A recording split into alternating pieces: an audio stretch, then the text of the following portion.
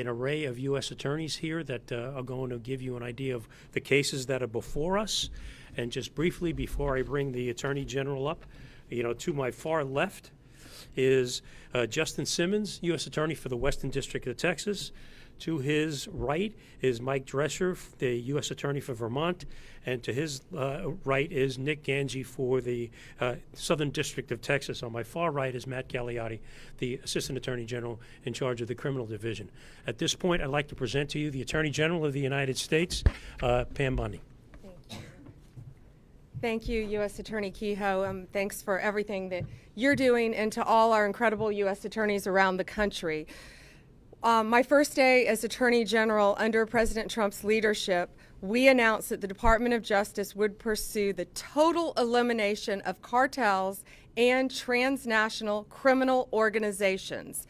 Thanks to President Trump, many of these groups, many of these gangs are now classified as foreign terrorist organizations because they pose an extreme threat to not only our country, but to our world. They traffic drugs, weapons, and people. Every American community destroyed drives up their profit margins. No longer. We are investigating and prosecuting their crimes more aggressively than ever, and Joint Task Force Alpha is the tip of the spear. We have been working on that with Secretary Kristi Noem, Homeland Security, and I cannot say enough good things about Secretary Noem. I was with her in Louisiana yesterday, and she is fighting to keep our country safe every single day. Just this week, Joint Task Force Alpha took 4 major enforcement actions. Right here in Tampa, we unsealed the indictment charging 12 defendants operating a massive, right here in Tampa, a massive illegal smuggling ring. The defendants engaged in a conspiracy to bring illegal aliens from Cuba to the U.S. for profit. They coached their clients, including children who came to airports alone, came to our country alone, were put on planes for connecting flights, lied to Border Patrol agents due to coaching and law enforcement. They charged up to $40,000 per victim. They used Zelle to transfer over $7 million over the course of this scheme, and I believe had profits, cash, of over $18 million. And it's just not the southern border. In Vermont, and U.S. Attorney Drescher is here with us, we indicted Norma Lorenzo, a woman who allegedly worked with Canadian co-conspirators from Guatemala, Honduras, Mexico, and El Salvador. Children were transferred to private residences, other airports, and in 2023, according to CBP, parts of Vermont and New York started seeing unprecedented traffic from illegal aliens.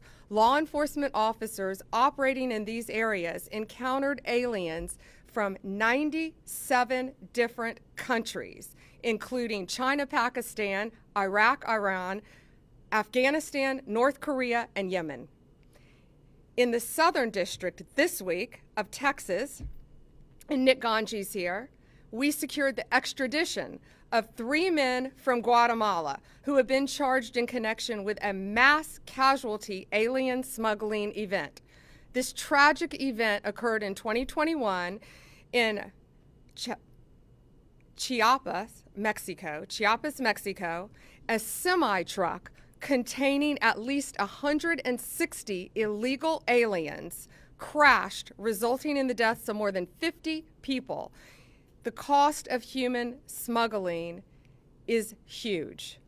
So many families are dying, so many people are dying. These smugglers used a variety of vehicles, including microbuses, tractor trailers, and cattle trucks to smuggle multiple Guatemalan aliens, including many unaccompanied minors, into this country. In the Western District of Texas, where Justin Simmons is our U.S. Attorney, we just this week charged 4 defendants with their role in a deplorable scheme smuggling unaccompanied children into the United States from Mexico. These monsters behind the operation drugged unaccompanied children coming into our country, giving them THC so they would be asleep when passing through customs. One of the children was overdosed so badly that the child had to go to the hospital. Since President Trump took office, Joint Task Force Alpha has charged 56 defendants, including convicting a monster who attempted to bring in Indian nationals into our country in sub-zero weather through Canada in the middle of a blizzard. This was a family of 4. This family was eventually found dead in a blizzard with the father holding the 3-year-old little boy wrapped in a blanket with his glove covering his child's face, trying to save his life. In June, we arrested a Canadian-American citizen in New York for charging $1,000 for every illegal alien he smuggled over the St. Lawrence River into our country. One of the boats capsized, killing a family, including 2 children under the age of 3. A few weeks ago, we convicted a coyote in Texas. A coyote, of course, is someone who transports illegal aliens across state lines for money. In Texas, we charged him for charging $30,000 for every 10 illegal aliens that he could get get to the Rio Grande. He got an additional $30,000 for every 10 illegal aliens that made it across the Rio Grande alive. That is why we are now expanding Joint Task Force Alpha. It has 5 steps. We will now cover, the task force will now cover our northern border in Canada, of course, and all of our maritime borders. Our incredible partner again at DHS, Kristi Noem, and I are expanding this to include our DEA, ATF, and FBI agents to this task force to give us even more manpower. We will receive more resources to prosecute these cases, and key figures in cartel, human trafficking, and transnational criminals. We will strengthen our collaboration with foreign law enforcement throughout this world to protect not only their citizens, but ours, and return these criminals to American soil for prosecution. Under President Trump, we have coordinated more closely with our U.S. attorneys' offices to protect unaccompanied children being smuggled into our country from exploitation. One of the task force's greatest accomplishments has been demonstrating how dangerous human smuggling and trafficking are for those being transported. For those who are considering paying to be smuggled into the U.S., it is not safe for you or for your families. These coyotes are coordinating with terrorist organizations, collecting money from them to bring families and unaccompanied children into our country. These operations are getting people killed. Let me be clear, if you smuggle human beings, you will be found, you will be prosecuted, and you will be brought to justice. It doesn't matter where you are, it doesn't matter what our borders are, the limit of where our country ends and another begins, but it does not limit our law enforcement capabilities to bring you to the United States and prosecute you and lock you up for as long as we can. Thank you, and God bless you.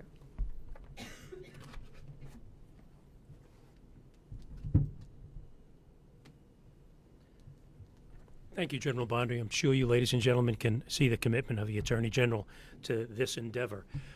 We just want to take a few minutes more of your time and give you a little bit more detailed flavor of the cases that we have before you and the nature and extent of the horrific crimes that are taking place that General Bondi just outlined. After we finish these very brief comments, it will be open for questions at that point. And just bear with us, and we'll be there very soon. The first case that we're talking about is the case here in Tampa that General Bondi was talking about, United States versus Cabrera, which is 12 defendants, an international alien smuggling ring, and they also engaged in asylum fraud. And why did they do it? They did it for money and money alone. as General Bondi just noted.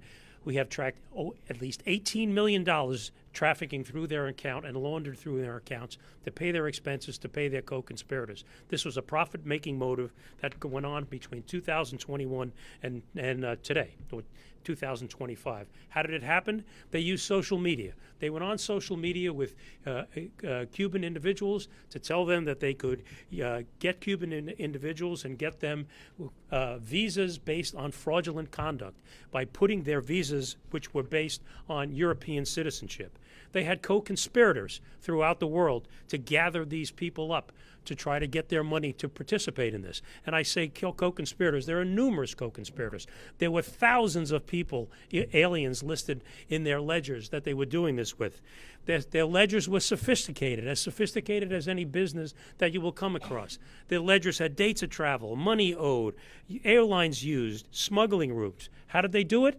They brought these people through charters and commercial airlines through other countries. They put the fraudulent documentation together with these individuals. Of course, as General Bondi just noted, at $40,000 apiece.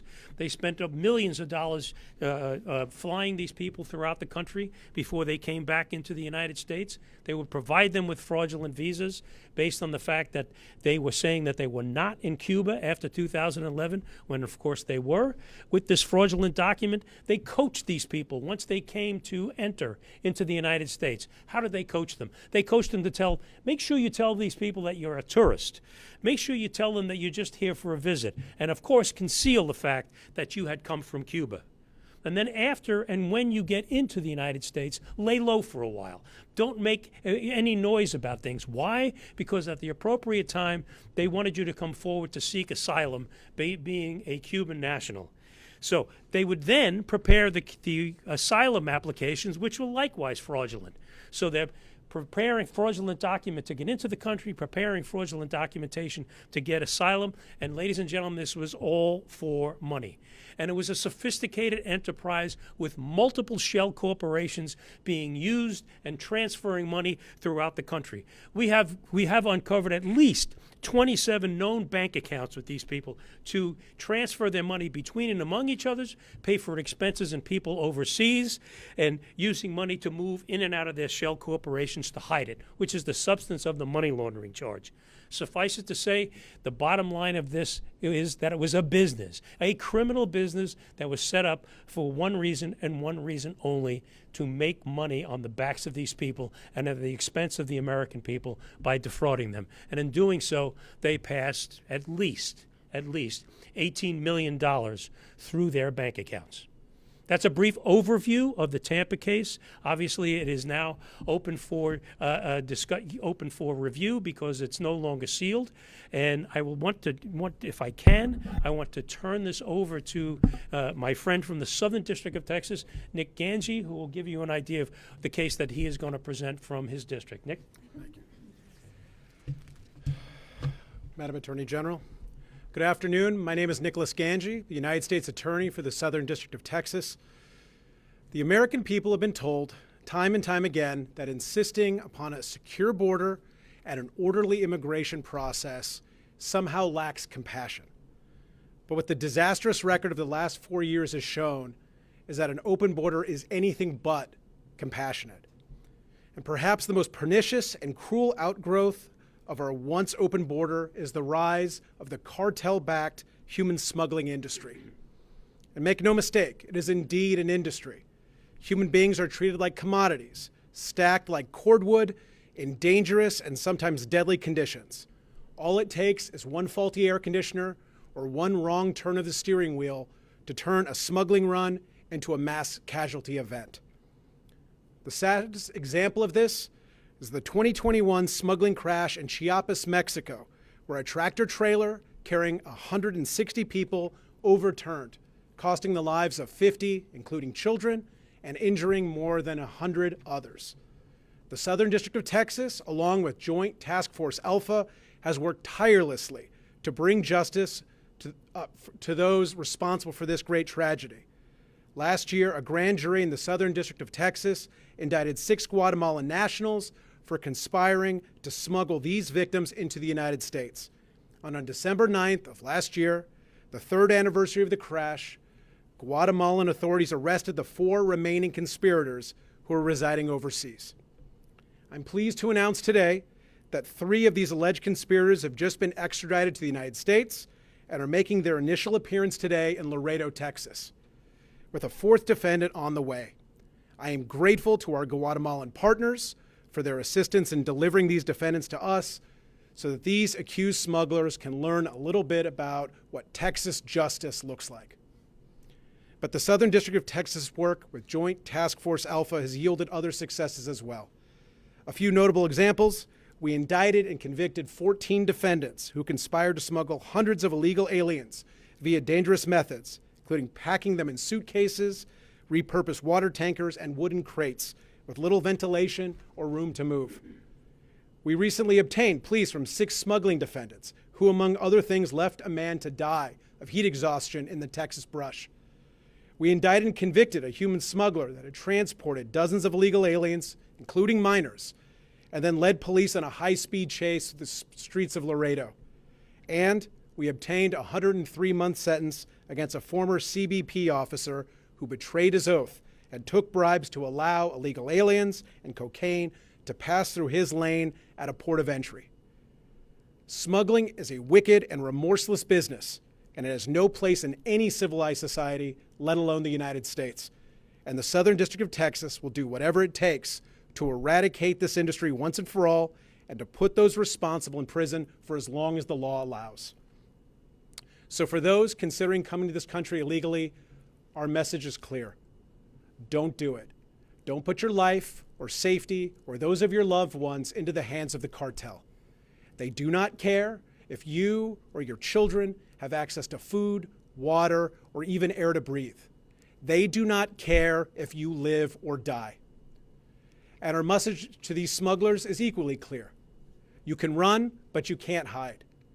If you're not already in cuffs, you will be in cuffs soon, because the United States does not forget.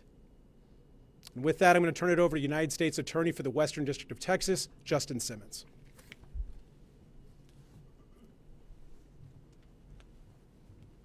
Thank you all for being here today. My name is Justin Simmons. I'm the U.S. Attorney for the Western District of Texas. Thank you, General Bondi, for organizing this today. Also want to thank President Trump for the encouragement and the motivation he's given all of us to take down these alien smuggling organizations and the cartels that they work with.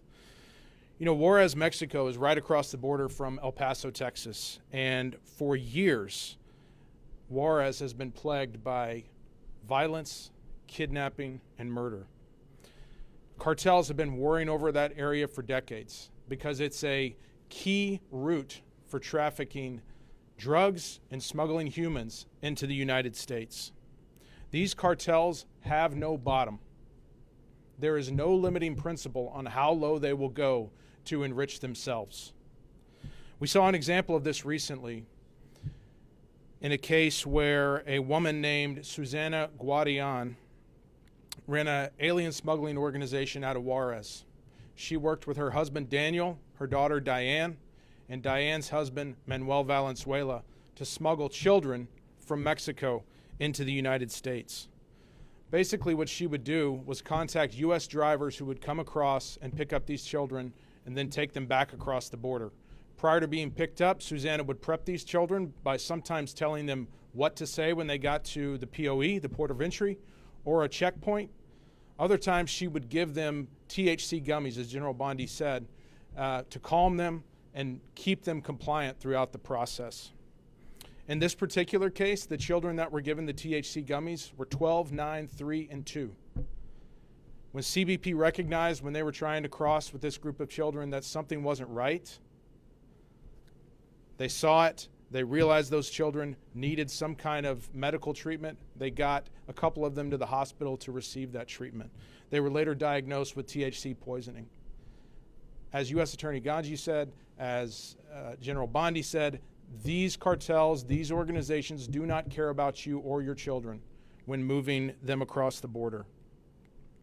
So we're really happy that we were able to get arrest warrants this weekend and get at least 2 of these individuals, Diane and Manuel Valenzuela, off the street. The 2 other individuals, Susana and Daniel, Guadian are still at large, but we will do everything we can to bring them to justice as well. You know, nothing crosses the border without the cartel's permission, and nothing crosses without payment to the cartels. These cartels see children just like they see a kilo of Coke. Dollar signs. That's all they see. They care nothing about their well-being.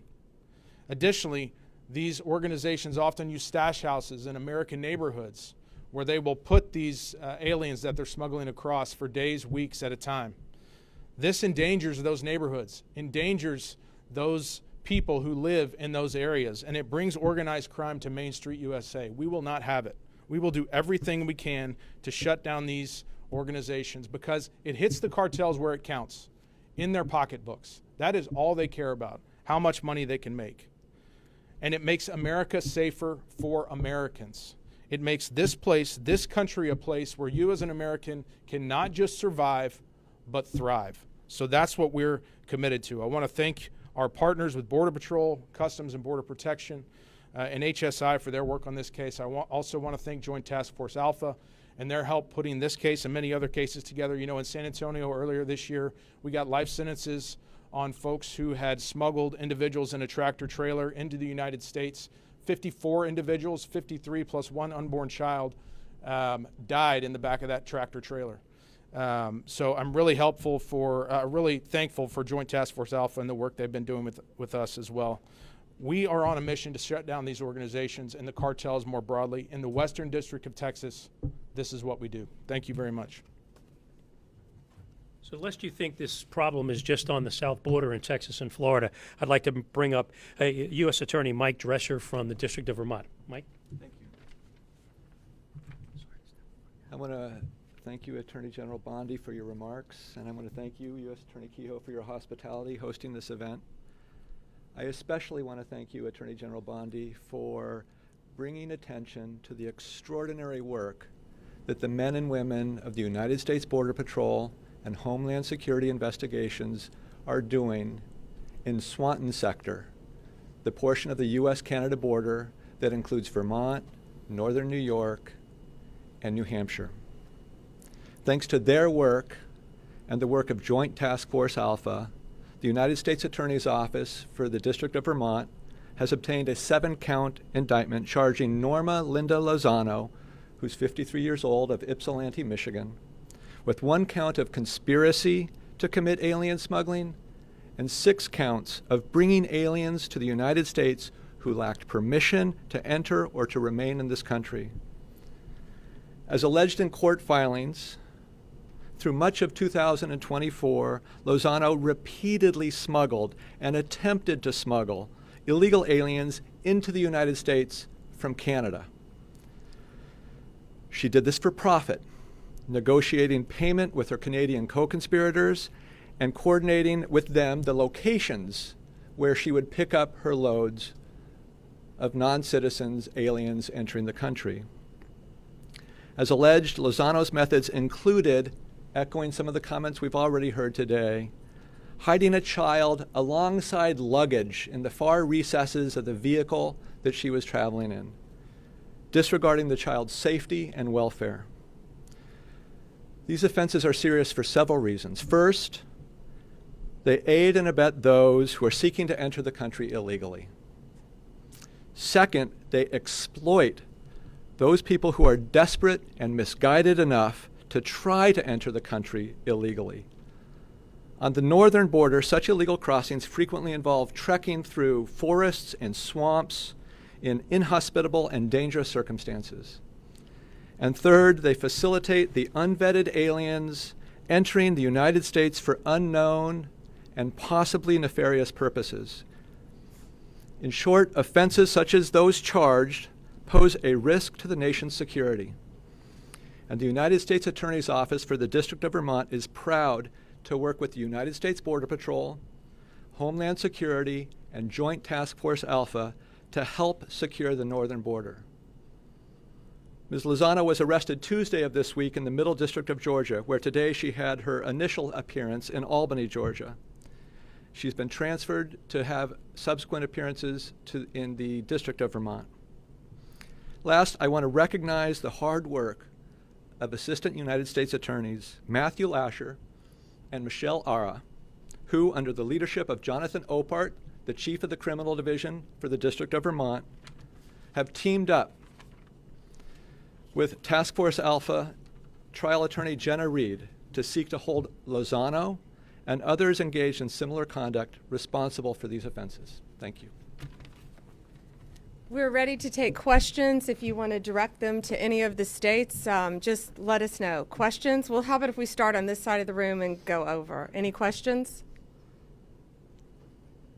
Are you seeing any connections between the hotels operating on the southern border that have been designated as transnational criminal organizations and the smuggling organizations in New York and Vermont? And then the second question for you, Attorney General, a judge ruled recently that the president's appointment that the National Guard in LA was illegal. Does that ruling affect your plans to send these to First, to the National Guard, we will be following the law. We are appealing that ruling, and we plan on being successful in court. We anticipate very much being successful. Back to this, yes, these transnational criminal organizations, since we have secured completely our southern border, are finding various ways to come into our country. And as our U.S. Attorney in Vermont knows, the northern border, it always has been, but it's gotten much worse, much more prevalent, because it's a multi-billion-dollar business, the smuggling of drugs, guns, and humans. And so they're not going to quit once we secured our southern border. But yes, we're stopping them at our northern border, and that's why we're also increasing Joint Task Force Alpha to include our maritime ports as well. Any other questions? First for you, or I'm not sure if you want to do the Tampa part of it first, but Sure. when it comes to Tampa, do you have any idea as to why they set up shop here in Tampa? And then the other question about Tampa would just be, how much of this is going on right now? This seems like a pretty deep thing that was happening here. Can you just start throwing darts at a map and find these kinds of groups? Can I start in on that first? Because I know you're a Tampa reporter, and that's why I think it was so important to have it here, because people are expecting this in Texas and big cities, and Tampa is a big city, but it is everywhere. It touches, I think, every city in our country. And traveling around this country, it's everywhere. It's everywhere you go, because our borders were wide open, and guns, drugs, gangs were coming in, terrorist organizations, into every city in our country. We arrested very recently, 20 minutes outside of our nation's capital, one of the top MS-13 members in the entire country. One of them was arrested also in Portland, Oregon. So it's very organized. They are spread throughout this country. And U.S. Attorney Kehoe, I'll let you take it from Tampa. With regard to Tampa, I mean, this has been going on for a significant period of time. Our investigation takes us back to at least 2021. And these people aren't some individuals or from far-off areas. They're from neighborhoods right here in Tampa, from addresses that you know, that you could pass in Publix or walk on the street. Why did they set up here? Because they were started up in 2021, operated undetected, and let's be perfectly honest, as General Bondi said, $18 million in an entity that was moving in a tremendous speed, but in a relatively short period of time. $7 million going through Zelle alone. So why did they come here? Because they lived here, they were here, they set up and did business here, and it was profitable. Were they availing themselves of different services, schools and parks? I mean, were they living otherwise ordinary lives? I, from all intents and purposes, I can't answer that question factually, and I don't want to mislead you, but I don't have any information to say that they weren't. I can't say that they were sending their children to local schools, but they were certainly living here and doing business here. Attorney General, if I can just Well, ask sure. you, now that you're seeing this from the inside, you obviously spent time in state government doing law enforcement. Now that you're seeing it from the federal level, how would you characterize what you've become aware of in terms of how much this is going on around the country? It seems like these cases are just a few of what you can highlight. And these were not coordinated arrests or extraditions. These are four that all happened in a week. And because the majority involved unaccompanied children in human smuggling, we wanted to highlight those and why we're expanding our task force. It's shocking being in the state of Florida, being a state prosecutor, but now on a national level and an international level, seeing the amount of human smuggling that goes on in child exploitation and the amount of drugs that freely flowed into our country for 4 years has truly been horrific, and we are doing everything in our power to stop it. And we're also meeting with our partners around the world to work hand in hand with them as well. Can you characterize how many more cases are happening in Tampa, Hillsborough County, Florida? So just since January 20th, we have charged, in Tampa, you're specifically Tampa, but Joint Task Force Alpha has charged 55 defendants just recently. Since January, 55 have been charged. And these are all, no, from all over the country. Major cases, but I'll let U.S. Attorney Kehoe answer Tampa. It's everywhere. Yes, I mean, to take what the general says, this is everywhere. This is just not a part-time thing. Why? Because it's a profitable thing. Other cases under investigation here in Tampa? Yes. Numerous cases? Yes. I can't get into the details of those, but this is not the last case of this fashion that we're going to do. Border Patrol and HSI are out there day after day, week after week, conducting investigations. So will there be more such cases being indicted along the way? Their answer is yes. I don't want to speak for my colleagues, but I assume that they would echo my response in that regard. Take one more. Go ahead. Good afternoon to you all. So for the cartels that are successful in smuggling children over, what are they doing with them once they're successful in that? The children, they're either being trafficked. We've seen multiple cases of children being trafficked who have come across our borders, come into our country, and they're being put on planes by themselves. When I was at the border in September, I went to the border in September in Yuma, Arizona, and they had a term, and it was called a recycled child. And these Border Patrol agents were seeing a little boy coming across our border multiple times. They saw him coming in as part of a family unit, which is often how they use children to get horrible criminals into our country, posing as a family unit. But these kids are coming from all over the place, and we don't know, many of them, where their parents were. That's why we're struggling to find that out, to prosecute all of them. But it was a recycled child. And these very vigilant Border Patrol agents recognized a little boy coming across. This was last September. And they couldn't figure out how he was going back and forth so easily. Well, our borders were wide open. And if you dropped your IDs, I saw IDs that were just piled up from every country you can imagine. If you dropped your passport, if you dropped your ID, they had a military member from China, dropped his ID. You could walk right into this country and say you were from anywhere you wanted to. And that's what we have stopped. And that's what we're going to prosecute. So they're using these children, many of them, to exploit them to help other gangs, cartels throughout this country. Some of these cases, when we're arresting these cartel members, they have children with them who are not related to them in their homes. Thank you. Thank you all for being here, and thank you for taking such close attention and realization to what's happening throughout our country affecting children. Have a great day.